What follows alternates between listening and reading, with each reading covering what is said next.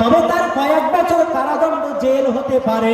এই কারণেই ওই সময় উকিলরা ডাক দিয়ে বলেছিল, ও না ইলমুদ্দিন, তুমি শুধু এইটুকু কথা বলবে, আমি যখন হত্যা করেছিলাম আমার মাথায় সেন্স ছিল না, আমার মাথায় ব্রেন ছিল না, আমি পাগল হয়ে গিয়েছিলাম।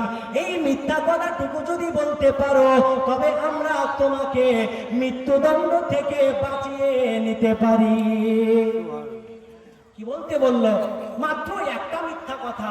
জজ সাহেব যখন জিজ্ঞেস করবে কেন মেরেছো, শুধু এতটুকু বলবে, তখন আমার সেন্স ছিল না, তখন আমার ব্রেন কাজ করেনি, এইটুকু বললেই তোমাকে মৃত্যুদণ্ড থেকে বাঁচিয়ে নেব। মুআজ্জাজ সামাইনে কেরাম, বাপজি মুসলমান ও মুসলমান ঘরে শিক্ষিত মানুষেরা, এবার পরের দিন আপনার হাইকোর্টে জজ দাঁড়িয়ে গেছে, সমস্ত উকিলরা দাঁড়িয়ে গেছে, ওইদিকে রাজপালের উকিলরা, ওইদিকে হিন্দু উকিলরা দাঁড়িয়ে, অপরদিকে মুসলমান উকিলরা দাঁড়িয়ে। একদিকে ইলমুদ্দিনকে কাঠগোড়ায় দাঁড় করিয়ে দেওয়া হয়েছে। জজ সাহেব প্রশ্ন করে ডেকে বলেছিল, ও ইলমুদ্দিন, কেন তুমি রাজপালকে হত্যা করেছিলে বলো, কেন তুমি রাজপালকে মেরেছিলে বলো, কেন তুমি রাজপালকে আজকে চাকু দিয়ে আঘাত করে হত্যা করেছিলে বলো। সেদিন ইলমুদ্দিন আল্লাহ নবীর কালেমা লা ইলাহা ইল্লাল্লাহু মুহাম্মাদুর রাসূলুল্লাহ সাল্লাল্লাহু আলাইহি ওয়াসাল্লাম হাইকোর্টে দাঁড়িয়ে দাঁড়িয়ে পড়তে পড়তে ডেকে বলেছিল, ও জজ সাহেব শুনে রেখে দেন, পৃথিবীর সরজমিনে যারা আল্লাহর নবীর বেয়াদবি করবে, যারা আল্লাহর নবীর বেয়াদবি করবে, যারা আল্লাহর নবীর কুৎসা রচনা করবে, যারা আমার নবীর নামে খারাপ খারাপ কথা বলবে, যারা আমার নবীর নামে খারাপ খারাপ কথা রটাবে, যারা আমার নবীর নামে। আচ্ছা, মাসুদা বিবি 500 টাকা দান করেছে। বাপজি সোনামানিক আমার, ইলমুদ্দিন সেই দিন কাঠগোড়ায় দাঁড়িয়ে দাঁড়িয়ে ডেকে বলেছিল, যারা আমার নবীর বেয়াদবি করবে, আমি ইলমুদ্দিনের জীবনে যদি ইলমুদ্দিনের শরীরে বিন্দু পরিমাণ পর্যন্ত রক্ত থাকে, আমি ওইটুকু রক্ত দিয়ে তার প্রতিবাদ করব। জোরে জোরে বলুন সুবহানাল্লাহ। এ বাপজি সোনামানিক, আমার আপনার মতো উম্মত যদি হতো, আমার আপনার মতো আশিক যদি হতো, আমরা জীবনের মায়ার জন্য কাঠগোড়ায় দাঁড়িয়ে সেদিন বলতাম, ও জজ সাহেব, আমার সেন্স ছিল না, আমার বুদ্ধি ছিল না, এই জন্য মেরেছিলাম। কিন্তু নবীর আশিক কারা হয়, নবীর প্রকৃত আশিক কারা দেখে নেন। ইলমুদ্দিনকে তো উকিলেরা বলেছিল, একটা মিথ্যা কথা বলে দিলে তোমার মৃত্যুদণ্ডকে বাঁচিয়ে নেব, তোমাকে আমরা ফাঁসি হতে দেব না। কিন্তু নবীর আশিক হবে তারা যারা সব জায়গায় দাঁড়িয়ে সত্য কথা বলবে, সব জায়গায় দাঁড়িয়ে বুক উঁচু করে ন্যায় কথা বলবে, সব জায়গায় দাঁড়িয়ে আল্লাহর আদর্শের কথা বলবে, সব জায়গায় দাঁড়িয়ে নবীর আদর্শের কথা বলবে। এ বাপজি সোনামানিক, ওই জায়গায় দাঁড়িয়ে দাঁড়িয়ে ইলমুদ্দিন সেই দিন মিথ্যার আশ্রয় নেয়নি, সত্য কথা বলেছিল। আমার নবীর নামে খারাপ খারাপ কথা বলে বই রচনা করার জন্য আমি তাকে হত্যা করেছি। ও জজ সাহেব, এখন যদি আপনি আমাকে মৃত্যুদণ্ড দেন, তবুও আমি সাদরে গ্রহণ করে নেব। জোরে বলেন সুবহানাল্লাহ। তাহলে নবীর আশিক কেমন হওয়া দরকার বুঝলেন তো? নবীর আশিক যদি হতে হয় তো মৃত্যুর সামনে দাঁড়িয়ে ওই সত্যকে আঁকড়ে ধরতে হবে। জীবনের মায়ায় যদি পড়ে আপনি মিথ্যা কথা বলেন, ও কোনোদিন নবীর আশিক হতে পারে না। যে ইলমুদ্দিনকে বলেছিল একটা মিথ্যা কথা বলবে, তোমার ফাঁসির রায়কে ক্যান্সেল করে দেব, তোমার ফাঁসির রায়কে বাদ করে দেব, ইলমুদ্দিন বলেছিল না না না, জীবন দিয়ে দেব, শরীরে যদি এক বিন্দু পরিমাণ পর্যন্ত রক্ত থাকে, নবীর ইশকে, নবীর মহব্বতে, হাকিকাতে নবীর উম্মত হওয়ার কারণে সত্য কথা বলবো, কোনোদিন মিথ্যার আশ্রয় নেব না। এবার একটু আমি আপনি হিসাব করে ইলমুদ্দিনের জীবনের সঙ্গে নিজের জীবনটাকে কম্পেয়ার করে, কম্পারিজন করে, হিসাব করে দেখুন আমরা নবীর উম্মত বলে দাবি করে কতটা সত্য কথা বলতে পারছি। হিসাব করা দরকার আছে না রে? নিজেকে আমরা আজ মুসলমানদের পরিস্থিতি ভারতবর্ষে যা দেখছে, রাস্তাঘাটে মুসলমানদের দাড়ি টুপি টানাটানি, রাস্তাঘাটে মুসলমানদের লাঞ্ছিত, রাস্তাঘাটে মুসলমানদের অপমানিত। কারণ কি? কারণ এই মুসলমানরা নিজের হাকিকাত, প্রকৃত আদর্শ মুসলমানের যেটা, এ পথ থেকে এরা সরে গেছে। এরা শুধু সাজে মুসলমান, যদি হাকিকাতে প্রকৃত অর্থে এরা মুসলমান হতো তবে এদেশের বুকে এরা রাজত্ব করত। পৃথিবীর জমিনে এমন কোন জাতি নেই যারা মুসলমানদের উপরে রাজত্ব করবে। আচ্ছা, একটা যুক্তির কথা বলি, আচ্ছা বলুন তো, বর্তমান ভারতবর্ষে মুসলমানদের যা জনসংখ্যা, মুঘল সাম্রাজ্যে এই জনসংখ্যা কম ছিল না বেশি ছিল? জানা নেই? বর্তমানে মুসলমান যা আছি ভারতবর্ষে, মুঘল যখন রাজত্ব করেছে, অর্থাৎ ইংরেজদের রাজত্বের পূর্বে, ইস্ট ইন্ডিয়া কোম্পানির রাজত্বের পূর্বে মুসলমান যে হুমায়ুন, বাবর, আকবর, নাম শুনেছেন না বাদশাদের, এরা যখন রাজত্ব করেছে এই সময় মুসলমান বেশি ছিল না বর্তমানে মুসলমান বেশি আছে? বর্তমানে বেশি আছে। তাহলে ব্যাপারটা এমন হওয়ার দরকার ছিল, বর্তমান মুসলমান বেশি, বর্তমান মুসলমানদের তো পাওয়ারফুল হওয়ার দরকার ছিল। তারা তো কম ছিল, তারা তো বহিরাগত ছিল, বহির্বিশ্ব থেকে এসে ভারতবর্ষে রাজত্ব করেছে। আমি আপনি তো জন্মসূত্রে ভারতে জন্মগ্রহণ করেছি। বর্তমানে মুসলমানদের জনসংখ্যা বেশি, তবুও কেন আমরা ভারতকে রাজত্ব করতে পারছি না? প্রশ্ন উঠে আসে। তো ভাবছি সোনামানিক আমার, রিসার্চ গবেষণা এটাই বলছে সে সময় রাজা বাদশাহ যারা ছিল তাদের মধ্যে ঈমানি জজবা ছিল। জোরে বলেন সুবহানাল্লাহ। বাদশাহ আলমগীর যারা নাম ছিলেন, তিনি আল্লাহর একজন জিন্দা ওলি ছিলেন। জোরে বলেন সুবহানাল্লাহ। এ ভাবছি সোনামানিকেরা আমার, সে সময়ের রাজা বাদশারা, সে সময়ের এক একজন বড় বড় আল্লাহর ওলি ছিলেন। জোরে বলেন সুবহানাল্লাহ। তাদের মধ্যে ইসলামের আদর্শ ছিল, তাদের মধ্যে কোরআনের জ্ঞান ছিল, তাদের মধ্যে হাদিসের জ্ঞান ছিল। এজন্য সারা বিশ্বকে মুসলমানরা ক্যাপচার করে রাজত্ব করেছে। আজ মুসলমানরা কোরআন থেকে মুখ ফিরিয়ে নিয়েছে, হাদিস থেকে মুখ ফিরিয়ে নিয়েছে, নবীর সুন্নাত থেকে মুখ ফিরিয়ে নিয়েছে। এজন্যই তো মুসলমানরা লাঞ্ছিত। আজ মুসলমানদেরকে তাড়া দিচ্ছে, এ মুসলমান, ভারতবর্ষে তোদের কি আছে? হতে পারে এটা হিন্দুস্তানের মাটি, মুসলমানের রক্ত দিয়ে এদেশ হয়েছে খাঁটি।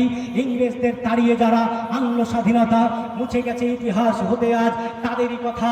ক্ষুদিরাম, বিনয়, বাদল, দীনেশ, প্রফুল্ল চাকি, এরাই এনেছে স্বাধীনতা, আর কেউ আনেনি নাকি? হতে পারে ভারতবর্ষ হিন্দুস্তানের মাটি, মুসলমানের রক্ত দিয়ে এদেশ হয়েছে খাঁটি। জোরে বলেন সুবহানাল্লাহ।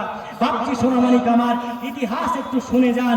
এই ভারতবর্ষের সরজমিনে আপনার বলা হয়েছে 1700 খ্রিস্টাব্দের দিকে ওই ইংল্যান্ড থেকে যখন ইস্ট ইন্ডিয়া কোম্পানি ভারতবর্ষকে রাজত্ব করার জন্য তারা পরিকল্পিতভাবে ব্যবসার ঝল নিয়ে এসেছিল, তখন ওদের বিরুদ্ধে সর্বপ্রথম আন্দোলন যারা করেছিল, কোনো হিন্দু নয়, জৈন নয়, ইহুদি নয়, খ্রিস্টান নয়, নাসারা নয়, তারা ছিল এই বীরের জাতি মুসলমান, যাদের নাম ছিল টিপু সুলতান। জোরে বলেন। যার নাম ছিল সিরাজউদ্দৌলা। এরা মুসলমান ঘরের সন্তান ছিল। মহীশূরের সরজমিনে দাঁড়িয়ে দাঁড়িয়ে টিপু সুলতান ইংরেজদের বিরুদ্ধে যুদ্ধ করেছিলেন। প্রথম, দ্বিতীয়, তৃতীয়, চতুর্থ মহীশূরের যুদ্ধে বীরের মতো যুদ্ধ করে করে জীবনটা উৎসর্গ করেছিলেন দেশকে বাঁচানোর জন্য, ইসলামকে বাঁচানোর জন্য, এই ইংরেজদের তাড়ানোর জন্য। আওয়াজ যারা উঠিয়েছিল হিন্দু সম্প্রদায়ের মানুষ নয়, মুসলমান সম্প্রদায়ের মানুষ। ধরে বলেন স্বাধীনতার পূর্বে ভারতবর্ষের লালকেল্লায় এই ভারতের তিরঙ্গা পতাকা সর্বপ্রথম যিনি আজকে ধরেছিলেন তার নাম ছিল শাহনবাজ খান। তার নাম ছিল শাহনবাজ খান। কোন হিন্দু নাম লাগছে নাকি? হিন্দুদের নাম লাগছে শাহনবাজ খান। ভারতবর্ষকে যখন ইংরেজদের কাছ থেকে আজকে স্বাধীন করে নিল, তো সর্বপ্রথম ইংরেজদের পতাকাকে ফেলে দিয়ে ভারতবর্ষের পতাকাকে এই ভারতবর্ষের আকাশে তুলে এইভাবে দিল্লির আপনার ওই লাল কেল্লায় উঠিয়ে ধরেছিলেন যিনি, তার নাম ছিল শাহনবাজ খান। জোরে বলেন সুবহানাল্লাহ। এই মুআজ্জাজ সামাইনে কিরাম, শুধু তাই নয়, ইংরেজদের বিরুদ্ধে যুদ্ধ করতে করতে জীবন দিয়েছিলেন যিনি, তার নাম হচ্ছে আশফাকুল্লাহ খান। এই মুআজ্জাজ সামাইনে কিরাম, এই ইংরেজদের বিরুদ্ধে আন্দোলন যারা করেছিল, 93,000 শহীদদের নাম আজও আপনার ইন্ডিয়ান গেটে লিপিবদ্ধ রয়েছে। তার মধ্যে 62,000 নাম মুসলমানদের। জোরে বলেন সুবহানাল্লাহ। 92 এর মধ্যে যদি 62,000 মুসলমান হয়, আর বাদ বাকি যে কয়েক হাজার বাজছে, এ তো হিন্দু, এ তো আপনার খ্রিস্টান, এ তো ইহুদি, এ তো জৈন, এ তো অন্যান্য ধর্মের। তার এই ভারতবর্ষের জন্য সব থেকে বেশি রক্ত ঝরিয়েছে কারা? আওয়াজ দেন না। মুসলমানদের এই আওয়াজের জন্য আজ এই পরিণতি। মাত্র 2 দিন আগে জঙ্গিপুর গেলাম, আজকে আমি জঙ্গিপুর থেকে ফিরছি প্রোগ্রাম করে, আপনাদের এখানে ফিরলাম। তো জঙ্গিপুরের ফুলতলা বলে একটা জায়গা আছে, রামনবমীর মিছিল হলো। আর ওই রামনবমীর মিছিলে অস্ত্র নিয়ে তারা মিছিল করলো। মিছিল করার পরে ওই ফুলতলা জায়গাটা পুরোপুরি মুসলিম ক্যান্টনমেন্ট, সেখানে মুসলমানদের দোকান পাকাল বেশি। তো এরা এই আরএসএস বিজেপির দালালরা করলো কি, এই জায়গায় তারা মিছিল নিয়ে এসে মুসলমানদের উপরে, মুসলমানদের ব্যবসার দোকানের উপরে আঘাত করে কয়েকশো মুসলমানদের দোকানকে ভেঙে দিল।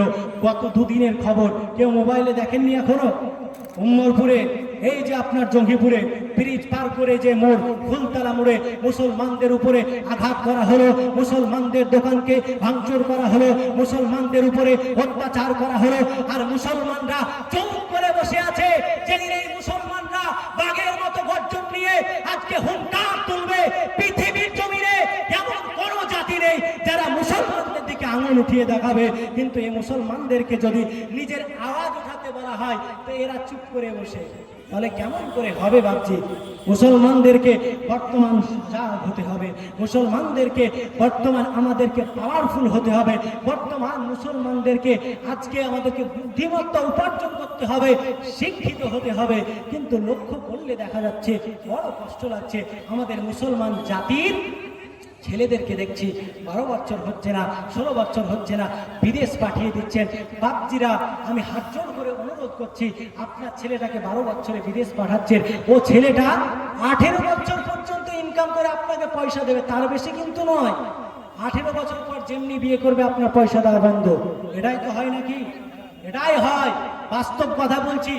সুর শুনলেন, গজাল শুনলেন, আমি অবশ্যই সুরও শুনলাম, গজালও শুনলাম, কিন্তু আমি চাইছি যে আমার জাতির, আমার সমাজের ওয়াজে যেন কিছু পরিবর্তন আসে।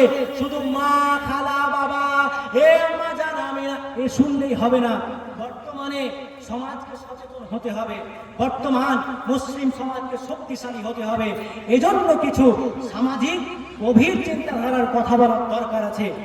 আপনি যে 12 বছরের ছেলেটাকে বিদেশ পাঠালেন, শিক্ষিত করলেন না, ওই ছেলেটা 18 বছর পর্যন্ত পয়সা দেবে, তখন আপনার বড় ভালো লাগবে। কিন্তু ওই ছেলেটা যখন 18 বছরে বিয়ে করে নেবে, আপনারা কিন্তু আর পয়সা দেবে না। তখন আপনি ওই ছেলেটাকে গালিগালাজ করবেন, ওই ছেলেটাকে ত্যায্য পুত্র করবেন, ওই ছেলেটাকে অপমান অপদস্থ করবেন। কিন্তু বাপজি সোনামানিক, ওই ছেলেটাকে যদি আপনি কোরআনের শিক্ষাটা দিতেন, হাদিসের শিক্ষাটা দিতেন, আর আপনার ছেলেটাকে স্কুলে পাঠাতেন, কলেজে পাঠাতেন, ইউনিভার্সিটিতে পাঠাতেন, ও ছেলেটা আপনার ডাক্তার হতো, ও ছেলেটা মাস্টার হতো, ও ছেলেটা ইঞ্জিনিয়ার হতো, ও ছেলেটা প্রফেসর হতো, ও ছেলেটা জজ হতো, ও ছেলেটা ডিএসপি হতো, ও ছেলেটা ডিস্ট্রিক্ট ম্যাজিস্ট্রেট হতো, ওই ছেলেটা আজকে কোনো আর্মি অফিসার হতো, পুলিশ অফিসার হতো।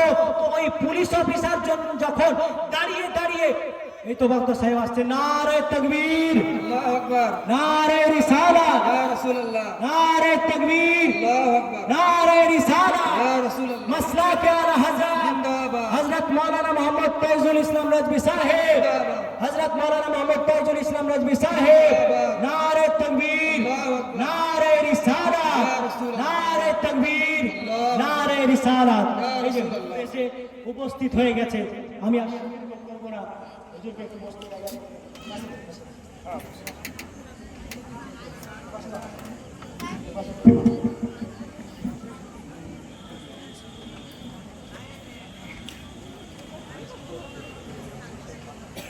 এই যে আপনাদের কোকিল কণ্ঠী জীবনী বক্তা যিনি চলে এসেছেন, আমার মা বোনদের, আমি নিজের ব্যক্তিগত হুজুরকে যতটা জানি, মা বোনদের আর বাড়িতে থাকা মানাচ্ছে না। এবার সুর যদি শুনতে হয়, আমি তো কি সুর শোনালাম আপনাদের, আমি তো বেশিরভাগ একটু অন্যরকমই কথা শুনছেন, যা হয়তো কোনোদিন শোনেননি। অনেক হয়তো খারাপ লাগছে যে ছোট বয়স, আবার বেশি দেখছে একটু আমাদের উপরে বেশি কড়া কড়া কথা বলছে। বাপজি, মনে যদি কষ্ট নেন তো মাফ করে দেবে। আমি চাইছি যে আমার সমাজটা একটু সচেতন হোক, আমি চাইছি যে আমার সমাজটা একটু শক্তিশালী হোক, আমি চাইছি যে আমার সমাজটা একটু ফিরে আসুক, আমি চাইছি যে আমার সমাজটা একটু শিক্ষার অগ্রগতি হোক, আমি চাইছি যে আমার সমাজের ছেলেগুলো স্কুলে মাস্টার হোক। তার কারণ স্কুল গেলে মাস্টার খুঁজে পাচ্ছি না মুসলিম, আজকে হসপিটাল গেলে মুসলিম ডক্টর খুঁজে পাচ্ছি না, থানায় গেলে মুসলিম অফিসার খুঁজে পাচ্ছি না, আজকে কোর্টে গেলে মুসলিম উকিল খুঁজে পাচ্ছি না। বড় কষ্ট লাগছে। আপনার জাতির মধ্যে যদি শিক্ষিত না থাকে, কেমন করে আপনার জাতির জন্য চিন্তা করবে? যখন আপনার ছেলেটা একটা মাস্টার হবে, ডক্টর হবে, প্রফেসর হবে, আর ওই শিক্ষিত মহল, রাজনৈতিক নেতা আর এই মুসলমান জাতির জন্য কোনো কৃষক যদি আওয়াজ তোলে, আর যদি কোনো স্কুলের মাস্টার আওয়াজ তোলে, সরকারের কাছে কার আওয়াজটা গ্রহণযোগ্য হবে? বলেন তো, কার আওয়াজটা গ্রহণযোগ্যতা বেশি পাবে? স্কুলের মাস্টারটার বেশি গ্রহণযোগ্যতা পাবে। ও শিক্ষিত, ও জানে যে এই শিক্ষিত, এর মধ্যে জ্ঞান আছে, এর কথাটা মানা যায়। তাই ভাবছি, বড় জোরে রিকোয়েস্ট করছি, ছেলেদেরকে কাজ করাবেন। আর্থিক দুরবস্থা মুসলিম জাতির, এটা সকলেই জানি, কিন্তু মুসলিম জাতিকে সচ্ছল হওয়ার জন্য সব থেকে বেশি শিক্ষা দরকার, শিক্ষা দরকার, শিক্ষা